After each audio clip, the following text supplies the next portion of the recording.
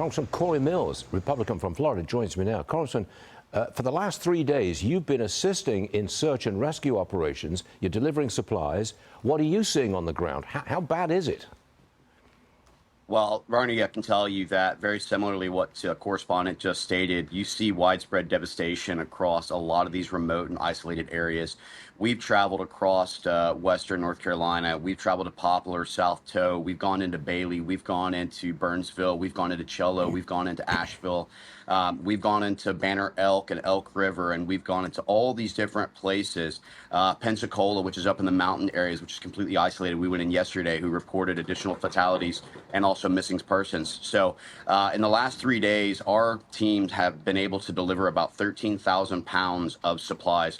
This is just, water and diapers and wipes and non-perishables, foods, but also oxygen, insulin, Starlink systems to ensure that we can actually get communication so people for the first time in nearly a week can actually communicate with their families to let them know that they're not a missing persons and that they are okay. But we've also done medevac, where we evacuated a gentleman who had celebrating his 83rd birthday, was showing signs of hypertension, cardiac arrest, that we ended up medevacing out to Johnson City. And we actually I have a call with the mayor of Bailey, North Carolina today, to check on the status of that individual. But we're also relocating SAR teams, these search and rescue teams.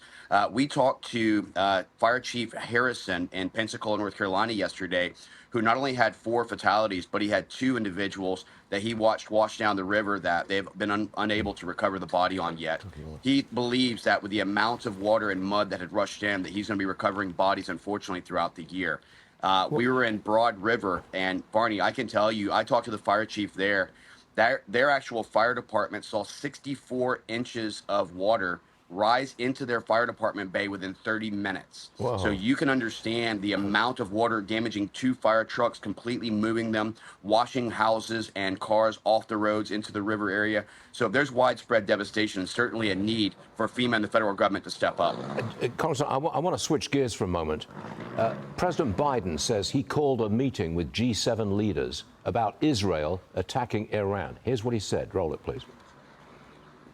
I called a meeting of the G7 today.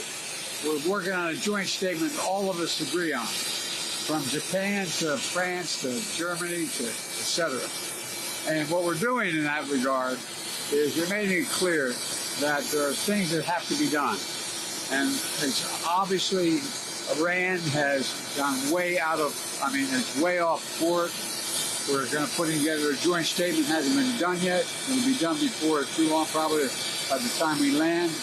And there's going to be some sanctions imposed on Iran. Hold on, Congressman, why is Biden restraining our ally, Israel, from retaliating against our mortal enemy, Iran? He says, don't attack Iran's nuclear facilities. Why is he defending Iran?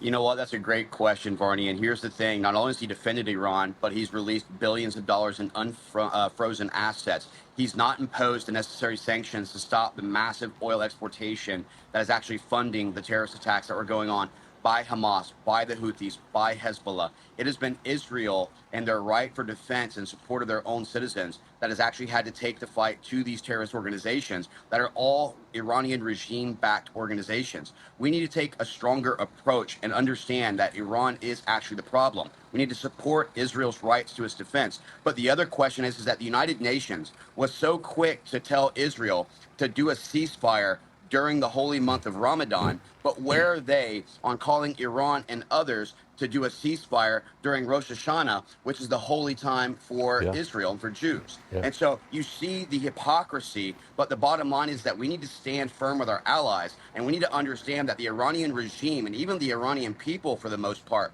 want to see a cessation of this type of terrorist activity that Iran promotes. Congressman, you're right.